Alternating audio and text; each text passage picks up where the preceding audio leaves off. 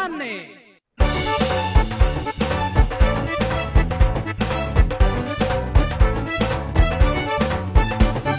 नेपाली मन को आवाज हो यो रेडियो सान्वी 96.4।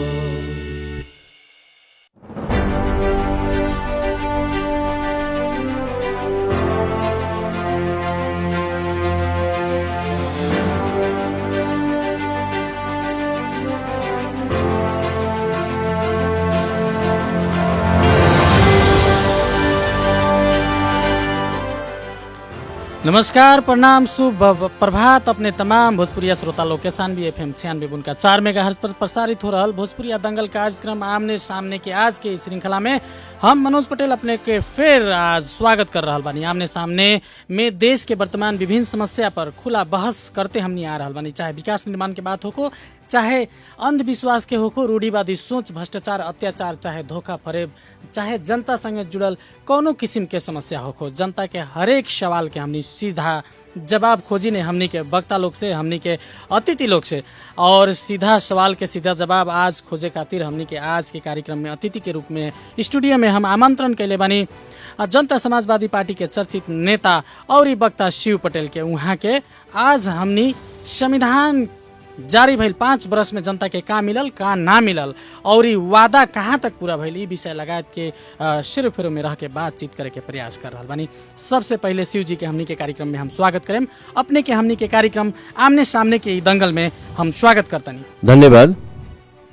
अपने के का हाल चाल बा? पहले सबसे पहले ही बताई, सवेरे सवेरे हमनी से भेंट घाट भइल बा, का हाल बा अपने के? व्यक्तिगत रूप में हाल तो ठीके बा। अभी 6 महीना साल में कथी कि कोरोना के महामारी के जौन परिस्थिति बा एमे काफ़ी सारा लोग के परेशानी भइल और ई परेशानी के धीरे धीरे अब सामान्य स्थिति में आ रहल बा।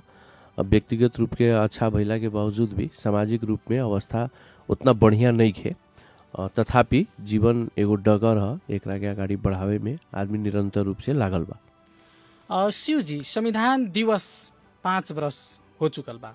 काल अपने लोग विरोध के कार्यक्रम करके संविधान दिवस के मनैनी, कहीं दीपावली भी भइल, कहीं संविधान के भव्य रूप में भी मनावल गई, लेकिन मधेश में उ कम देखे के मिलल। और खास करके मधेश केंद्रित दल जौन अपने के जनता समाजवादी पार्टी बा, उ एगो लिखित रूप में ही विज्ञप्ति जारी करके हमनी संविधान के विरोध करें कह के जनैलक। संविधान दिवस में शुरू में जब घोषणा भइल अपने लोग ब्लैक आउट कैनी। संविधान दिवस के दिन कुछ लोग शहीद भी भइल, कुछ लोग के गोली खाए के पड़ल और आते आते अपने लोग आज विरोध के कार्यक्रम कैनी है। एकरा पहले अपने लोग ब्लैक आउट कैले रहनी का कुछ साल में एकरा के स्वीकार भी करे के अपने लोग को योजना बा, का बा जनता के बताई? और निश्चित रूप से 2072 साल में जब संविधान जारी भइल काले के दिन में, और उ संविधान जारी होखे के अवस्था जौना बेरा रहे, हमनी मधेशवादी दल के लोग नेपाल के राजनीतिक पार्टी से आग्रह कैले रहे कि अब संविधान सभा से नेपाल में संविधान बन रहल बा, अभी हर जात धर्म समुदाय के लोग के अपन प्रतिनिधित्व होखे वाला संविधान बनावे के चाही और ये संविधान में सारा नेपाली जनता के लागे कि हमर संविधान है, एमे हमर अपनत्व महसूस हो रहल बा, वैसन संविधान बने के चाही। लेकिन नेपाल में सत्ता रोहन करे वाला लोग और नेपाल के बड़ी पार्टी के नेता लोग ये बात के स्वीकार ना करके जबरदस्ती कहल जाओ एक होरोपना मधेशवादी दल के अपने के हमें लंग रोके में सब बात तो हइले बा, लेकिन 51% ओकरा के अनुमोदन कैले बा लोग सदन में संविधान सभा। ओकरा बात का बा कि ओह बेरा ई जौन मधेशवादी दल आज अपने कहतानी इहे दल के वहाँ उपस्थिति ना रहे, एकरा अनुपस्थिति में संविधान जारी भइल। इससे स्पष्ट लागल कि संविधान सर्व स्वीकार्य नहीं खे, जौना के कारण विगत 5 वर्ष पहले जौना बेरा जारी भइल काफ़ी विद्रोह भइल, जनता में भी एगो आक्रोश रहे, ओ बेरा आंदोलन भी निरंतर रूप में आगाड़ी बढ़त रहे और जौन मांग के राख के आंदोलन जारी भइल ओकर संबोधन 100% आज तकले संबोधन नहीं के भइल। और कहीं ना कहीं यहाँ के लोग में, यहाँ के पब्लिक में जे वो आंदोलन में शहादत प्राप्त कैलक या वो आंदोलन में जेकर लगानी रहे, जेकर उपस्थिति रहे, ओकरा आज भी लाग रहल बा कि हमनी के आवाज़ आज भी सरकार सुने के तैयार नहीं खे। जौना के प्रतिफल है कि प्रत्येक वर्ष संविधान दिवस के दिन नेपाल में कुछ लोग हर्षोल्लास के साथ ओकरा के दिवस के रूप में मनावेला। और हमनी अधिकार कर्मी जे मधेसी जनता के आवाज के उठैलक, जे संविधान संशोधन के मुद्दा उठैलक, ओकरा महसूस होला कि ई संविधान अधूरो बा, एकर में हमनी के अपनत्व नइखे, जौना के चलते हमनी के विरोध करे के पड़ल। और आज भी हमनी के पार्टी निरंतर रूप में प्रत्येक साल झै काल के दिन में भी विरोध प्रदर्शन कैले रहे, जितना सकम। अब रह गई कि अभी लॉकडाउन की अवस्था बा, परिस्थिति देश के कौना अवस्था में बा, ई रउआ हम सब केहू बुझ रहल बानी। तथापि विरोध के एगो माध्यम होला और देश में मधेश के सारा लोग ई जानकारी करैलक कि ये संविधान के प्रति हमनी के असहमति बा। और जब तक ले ई संविधान में संशोधन नहीं हो जात, जब तक ले हमनी के बात में पूर्ण रूप से नहीं आ जात, हमनी एकरा के पूर्ण रूप में स्वीकार करे के तैयार नहीं की, जौना के कारण काल के एगो विरोध है। लेकिन शिव जी, कुछ लोग के कहना बा ई सब ड्रामा है, ई सब लोग के भूलियावे के, लॉलीपॉप खियावे के खेल है। दाल भात खाते बानी, रूसल बानी, कोहनाइल बानी, ई सब गलत बात है शिव जी। जनता के ई भी कहना बा, कुछ और राजनीतिक दल के नेता लोग के भी ई कहना बा का बाटे कि जेकरा नौटंकी करे के लूर रहेला ओकरा सब बात नौटंकी लागेला। अपने के यथार्थ बतावे के चाहे 2046 साल के जन आंदोलन के बाद जब ये देश में प्रजातंत्र आयल, मधेसी के बात जब नेपाल सद्भावना पार्टी उठावल शुरू कैलक, सारा एक स्वर से यहाँ के लोग कहे कि ये देश में दंगा फैलावे वाला ई बात हो रहा बा, यहाँ मधेसी के तो कोनो समस्या नहीं खे। ओहू बेरा कहे वाला लोग यही देश में बा। 2047 साल के संविधान सर्वोत्कृष्ट संविधान है, एमे रेफ भी परिवर्तन करे के आवश्यकता नहीं खे कहे वाला नेपाल कम्युनिस्ट पार्टी एमाले, नेपाली कांग्रेस के भी आज हमनी उहे देखतानी सन। उहे लोग अंत में आके कहलक कि ना संविधान सभा भी आवश्यक बा। तो का बा कि जे नौटंकी करके राज्य सत्ता संचालन कैले बा ओकरा हर बात नौटंकी खानी लागेला। लेकिन ई जवन विषय बा, संविधान संशोधन के मुद्दा बा, मधेशवाद के मुद्दा बा, ई कोनो नौटंकी ना है, ई जनता के जन जन से निकलल आवाज है। एकरा के भजावे खतरा लोग भले आगाड़ी आ सकता। रउआ के मनोज जी बात करे बतावे के चाहे, आज से 15 बरस पहले की स्थिति देखी, जौना बेरा 2063 साल में मधेश विद्रोह भइल, ओ मधेश विद्रोह से पहले उहे नेपाली कांग्रेस में, उहे नेकपा एमाले में कहीं मधेसी के एगो संख्या लौकेत ना रहे, जिला अध्यक्ष ना भेटाए कहीं मधेसिया लोग, अपने के केंद्रीय कार्य समिति में केहू के उपस्थिति ना दिखाई देत रहे। लेकिन मधेश विद्रोह के बाद सिर्फ मधेसी जे मधेशवादी दल में बा ओकरे फायदा नहीं खे मिलल। आज देखी ना, ई नौटंकी वाला जौन शब्द बा, ई शब्द कहीं ना कहीं हमनी ऐसा आदमी के एकदम शिव जी, हम अपने के रोके के चाहतनी। ई सब बात ठीक बा, लेकिन और लोग भी अपने से ई प्रश्न कैले होई, उ प्रश्न के हम फिर दोहरावे के चाहतनी। अपने लोग खास करके मधेश केंद्रित दल चुनाव में भाग ले रहल बा, लोग सांसद बन रहल बा, संविधान के शपथ खा रहल बा, लोग मंत्री भी बनल बा, लोग सरकार में भी सहभागी भइल लोग, और संविधान के विरोध भी होते आ रहा बा। और जनता के राजस्व और इस संविधान के मूल मर्म के आधार पर जो राजस्व उठ रहा बा देश में, उ राजस्व से महीना भी लोग खाता, नेता लोग गाड़ी में भी घूमता। तो एकरा के कहीं ना कहीं तो सच्चाई भी बा, भूलियावे के खेल होता। में लोग के कहना मी बा कि रउआ सत्ता के सुख भी भोगतानी और विरोध भी करतानी। जी ये नु कहे के चाहतानी। लेकिन देखी, राजनीतिक में दूगो चीज होला। राजनीति में का होला कि समग्र रूप से समर्पण कभी भी केहू ना करेला। मुद्दा एगो अलग विषय है, सत्ता एगो अलग विषय है। दोनों के फरक फरक दृष्टिकोण होला, अपन अपन देखाई भी अलग होला। जैसे मान ली, ऐसे पहले नेपाली कांग्रेस डेमोक्रेसी अला के बाद कभी भी कहला प्रजातंत्र सुरक्षित होके के चाहिए, हमरा सत्ता में आएम तो बिहान हम ये देश में अच्छा करेम। आज मधेशवादी दल के अवस्था का बा, 2072 साल के जौन संविधान जारी कैलक, संविधान जारी कैला के बाद ओमे अपन असहमति देखैलक, पूर्ण रूप में इस संविधान पूरे फेलियर बा, इस संविधान मनबे ना करेम कहे वाला केहू नहीं खे।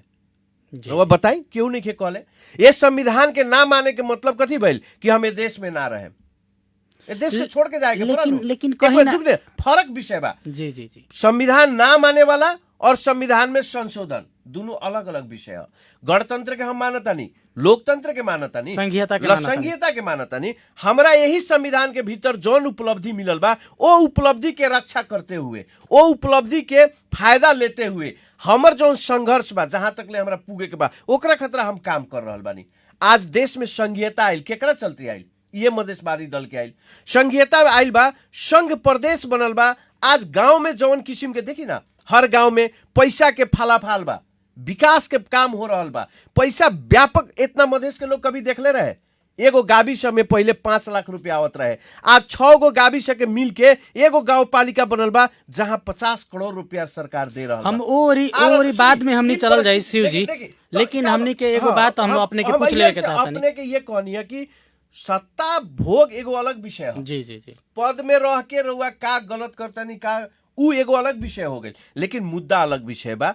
सत्ता में जाके बेनिफिट का मिलल ना मिलल उ ओकरा पर बहस कइल जाई, लेकिन मुद्दा से ओकरा के जोड़ल जरूरी लेकिन नहीं। मुद्दा के ही बात और सत्ता के ही बात ही कहनी है। हम सत्ता मानी में ना, हम जाके सांसद हो मधेसी गए जनता के अपने लोग मधेसी जनता खातिर अपने लोग कहीं हमनी मधेसी जनता के मसीहा बनी, मधेसी जनता के हक अधिकार खातिर आंदोलन कर रहा बनी, लेकिन मधेसी जनता के बार बार अपने ही लोग से धोखा मिलते आ रहा बा।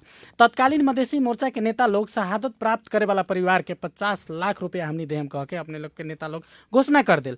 परिवार के सदस्य लोग के क्षमता और दक्षता के आधार में हमनी नौकरी देहम भी कह के अपने लोग कह देनी, लेकिन अपने लोग जब सत्ता में आईनी, जब स्थानीय तह में भी अपने के कम से कम प्रदेश नंबर 2 में अपने लोग के बरियार उपस्थिति बा, ई सब बात झूठा हो गई और आज भी झूठा भाषण सब हो रहल बा।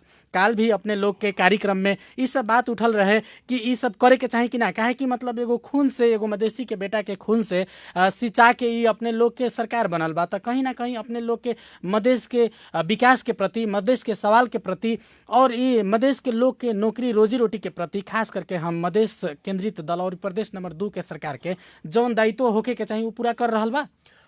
देखी का बा कि मनोज जी, अपने के सवाल अपने आप में एगो गंभीर बा। एगो सवाल नहीं के, उमें 50 गो सवाल जुटल बा। ओकर जवाब हर आदमी अलग अलग दृष्टिकोण से दी। 2 नंबर प्रदेश में हमनी के पार्टी के सरकार बा, जे सरकार सत्ता संचालन कर रहल बा, उ एकर जवाब ज्यादा अच्छा रूप में दे सकता हमरा से ज्यादा। हमनी तो ना माननीय है, ना विधायक, ना मंत्री बानी, गांव पालिका प्रमुखों ना आइसन, उ लोग प्रत्यक्ष रूप में रही तो ज्यादा अच्छा उ लोग जवाब दी। लेकिन हमनी के भी एमे पूर्ण रूप से संतुष्टि नहीं खे। हमनी भी जब मधेश आंदोलन शुरू भई रहे, हमनी घंटा घर के चौक पर जाके हमनियो कहले बानी कि हमर प्रदेश बनी तो हम मधेश के समृद्ध बनाएब।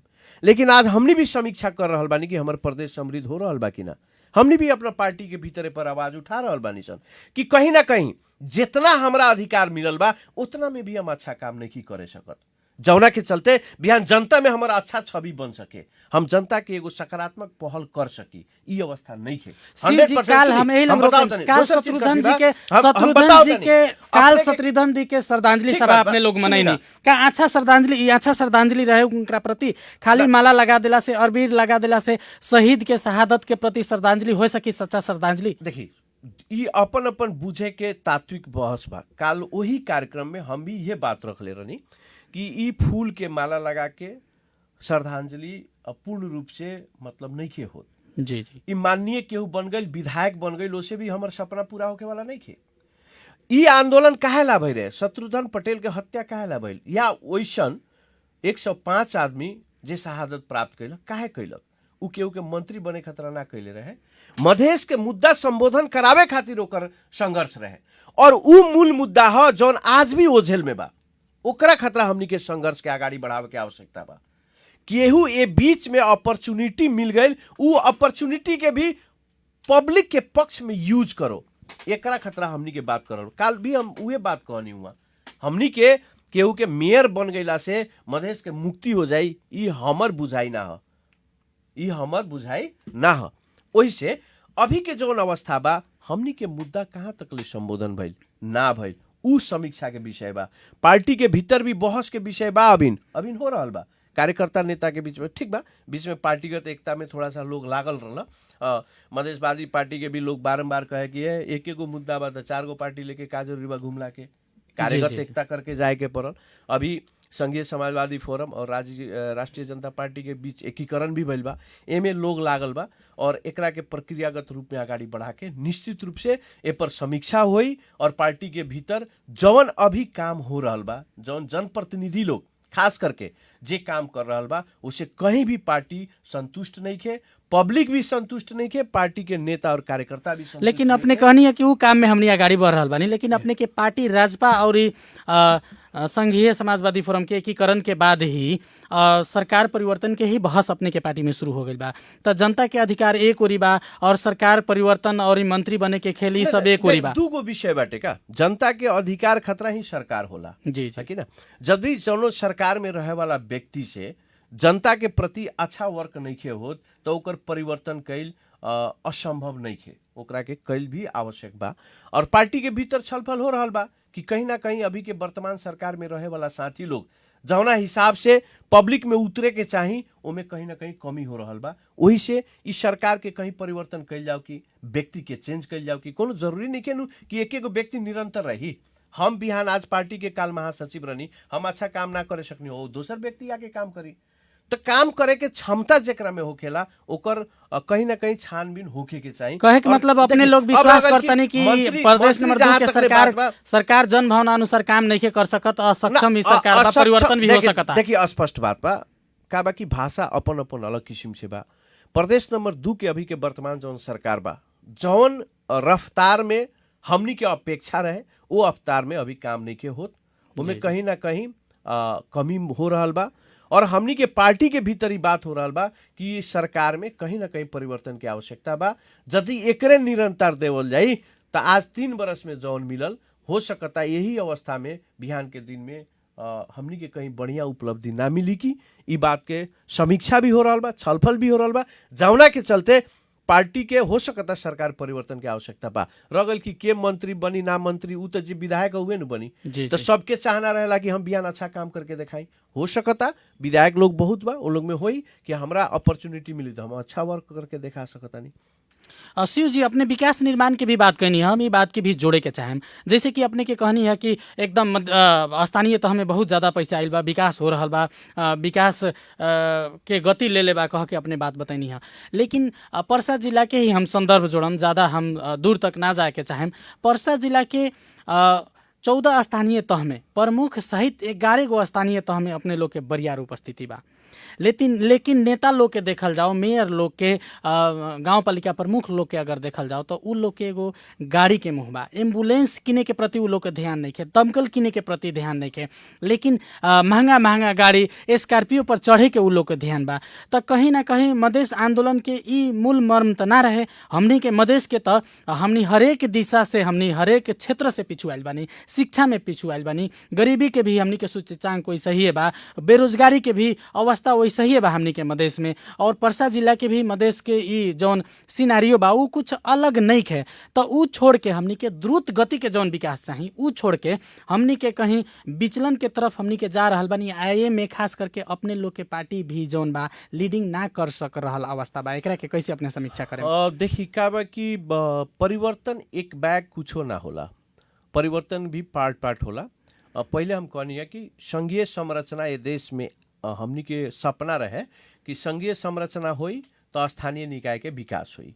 हमनी ओकरा खतरा संघर्ष कैनी सन और जौना के चलते संघीयता ये देश में आयल और आज हर गांव पालिका नगर पालिका में करोड़ों रुपया रकम आ रहा बा।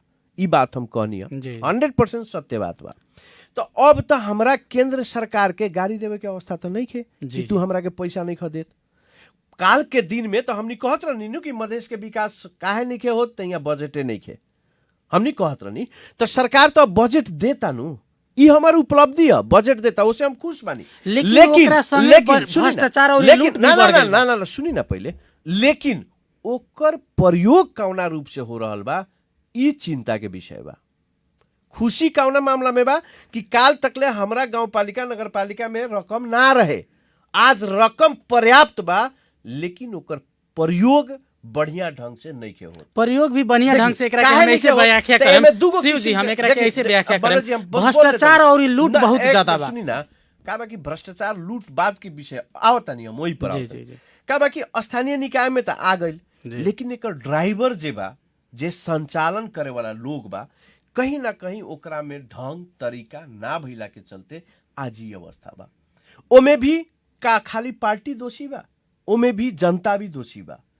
जे पब्लिक बा मान ली हमनी के गांव पालिका बा या नगर पालिका बा, हमनी के सरकार तो कहता कि हम तारा के 50 करोड़ रुपया साल में देनी, लेकिन वहां के पब्लिक के भी तो सोचे के पड़ल कि हम कैसन ड्राइवर बनाए कि एकरा के बिहानुआ गाड़ी बढ़िया से संचालन कर सकता। ओकर ड्राइवर चयन करे के तरीका भी गलत बा यहाँ, जौना के रिजल्ट आज हमनी के 14 गो नगर पालिका गांव पालिका में देख रहल बानी सब।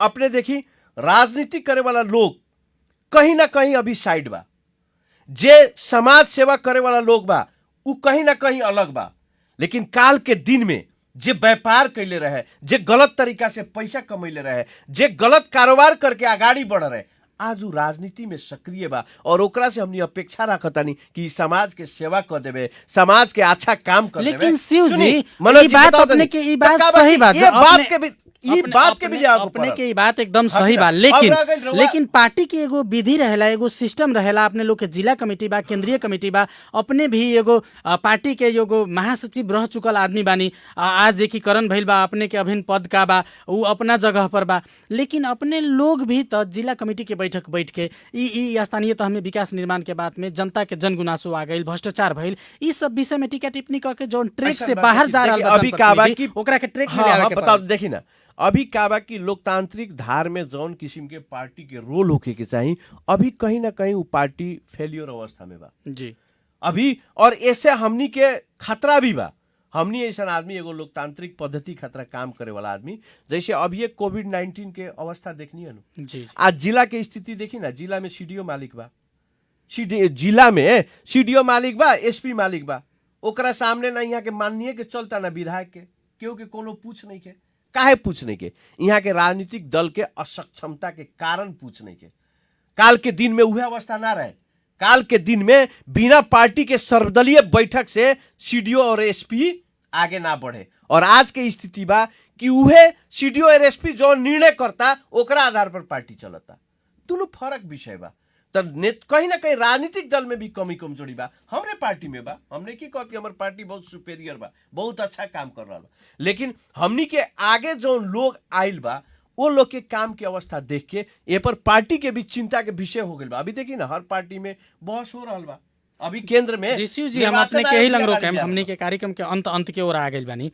अंत में हम जाते जाते एगो प्रश्न अपने से ले लेवे के चाहतनी, जैसे कि अपने के पार्टी एकीकरण हो गई बा, अभिन एकीकरण के बाद में अभिन भी एकीकरण के बहुत प्रक्रिया से, जिला कमेटी के प्रक्रिया से लगायत के या तो स्थानीय तह के और गांव कमेटी सब बा, उ सब अभिन अपने लोग के डिजर्व बा गठन होके नहीं के सकल। तो पर्सा जिला में हम देख रहल बानी कि अपने के पार्टी में सारा लोग कहेला हम अध्यक्ष बानी, अपने एगो तत्कालीन राजपा के महासचिव भी रह चुकल व्यक्ति बानी। पर्सा जिला में अभिन जनता समाजवादी पार्टी के कौगो अध्यक्ष बा और केंद्रीय कमेटी के निर्णय का बा, सच्चाई का बा, जनता के एक बेरी बता दी। और देखिए स्पष्ट रूप में बताएं, जनता समाजवादी पार्टी जहिया बनल, राष्ट्रीय जनता पार्टी और संघीय समाजवादी फोरम मिल के वही दिन के बाद सारा committee as it is dissolve बा जी, और अभी जम्मा 51 सदस्यीय केंद्रीय कार्य समिति बनल बा काठमांडू में। ओकर सदस्य लोग ही अभी कार्यकारी सदस्य बा, बाकी जितना नेता बा कोनो पद में केहू नहीं के। अब रह गल कि केहू अपना के कहता हम अध्यक्ष हई, हम उपाध्यक्ष हई, तो तत्कालीन उपाध्यक्ष हो सकता, यानी कि पूर्व उपाध्यक्ष। जी जी, उ जनता समाजवादी पार्टी के अध्यक्ष तो अभी केहू हईले नहीं, लेकिन बैनर में लिखा के आवता जी नहीं के, हम बताओ तनी रह गल कि राजनीतिक चेतना के भी कमी बा। अब हमरे साथी लोग मान ली, अपने से हम उदाहरण ना, हमर कई गो स्टेटस देखले होखे, जहिया से जनता समाजवादी पार्टी बनल बा हम कहियो अपना के महासचिव ना लिखेनी, हम सिर्फ अपना के एगो नेता के रूप में लिखेनी। वही तरह बाकी लोग भी सारा लोग नेता हो, अभी केहू अध्यक्ष नहीं के, केहू उपाध्यक्ष नहीं के। और अभी जो समायोजन हो रहा बा केंद्र में, उ एगो केंद्रीय कार्य समिति बनला के बाद जिला में भी दोनों समायोजन होके आधिकारिक निर्णय हुई, ओकरा बाद केहू अध्यक्ष हो सकता। शिव जी हम अपने के ही लंग रोके हमने कार्यक्रम के अंत और के आ गइल बानी। अंत में अपने संक्षिप्त रूप में एक लाइन में मधेसी जनता के आज के दिन में, और खास करके काल संविधान दिवस के 5वां बरस पुगल बा, अपने लोग विरोध कैले बानी, इस संदर्भ में अगला रणनीति मधेश के मधेसी जनता के का होय के चाहिए, एक लाइन में अपने का अभी अंत में ये बात कहें कि देखिए अभी भी जवन मधेश के आवाज रहे वो आवाज पूर्ण रूप में सफल नहीं खे भाई, अधिकतम रूप में सफल बा, लेकिन बहुत चीज अभी बाकी बा। अपना अधिकार खतरा अपने सबल होके के परी, केहू के बहकाव में पड़ला से ज्यादा आज ए देश के भीतर रहे के बा तो हम के तरह समृद्ध रहे एकरा प्रति जनता के भी चिंता कैल विषय बा। खाली कोनो नेता कह देलक उहे बढ़िया हो गई, ई बात ना मान के अपन डिसीजन अपने करी, यह अपेक्षा बा। बहुत बहुत धन्यवाद जी शिव जी, हमने के आज के कार्यक्रम में ई आमने सामने के दंगल में अपने सहभागी भइनी, ओकरा खातिर अपने के बहुत बहुत धन्यवाद। और ये हमने के ई कार्यक्रम सुने वाला तमाम भोजपुरियन श्रोता लोग के भी बहुत बहुत धन्यवाद देवे के चाहतनी। आज के कार्यक्रम से हम प्रस्तुता मनोज पटेल विदा चाहेम, अगला कार्यक्रम में फिर भेंट होई। नमस्कार, प्रणाम।